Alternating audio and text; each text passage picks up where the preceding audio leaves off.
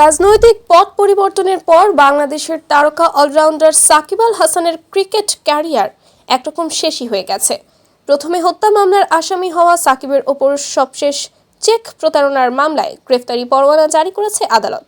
জানিয়ে রোববার মিরপুরে খেলা দেখতে গিয়ে কথা বলতে হয়েছে বিএনপির মহাসচিব মির্জা ফখরুল ইসলাম আলমগীরকেও। সম্প্রতি রাজনৈতিক পট পরিবর্তনের পর দেশের মাটিতে বিদায়ী টেস্ট খেলতে পারেননি সাকিব।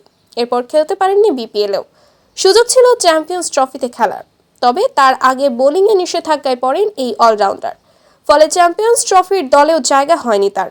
সব মিলিয়ে রাজনীতিতে জড়ানো সাকিবের ক্রিকেট অধ্যায় এখন শেষ বলেও ভুল বলা হবে না। এমত অবস্থায় মির্জা ফখরুল জানিয়েছেন, খেলাধুলার সঙ্গে রাজনীতির সম্পর্ক থাকা উচিত না। রোববার মিরপুর শেরেবাংলা স্টেডিয়ামে জিয়া ক্রিকেট টুর্নামেন্টের ফাইনাল ম্যাচ দেখতে উপস্থিত হন বিএনপির মহাসচিব, যেখানে 2 মাস ব্যাপী হওয়া এই আসরের ফাইনালে মাঠে নামে রংপুর ও সিলেট। সেই ম্যাচের পরপরই সাকিব ইস্যুতে কথা বলেছেন তিনি। সাকিবের বিরুদ্ধে হওয়া মামলা নিয়ে মির্জা ফখরুলের কাছে জানতে চাওয়া হলে তিনি বলেন, আমি এই বিষয়ে ঠিক মন্তব্য করতে চাই না। এটা আমার সাবজেক্ট নয়। কোনো খেলোয়াড়ের অবসর না নেওয়া পর্যন্ত রাজনীতির সঙ্গে যুক্ত হওয়া উচিত না বলেও মন্তব্য করেন ফখরুল। এতে খেলা এবং রাজনীতির মধ্যে একটা দ্বন্দ্ব তৈরি হতে পারে। তবে ক্যারিয়ার শেষে যে কেউ চাইলে রাজনীতি করতে পারে বলে মনে করেন ফখরুল।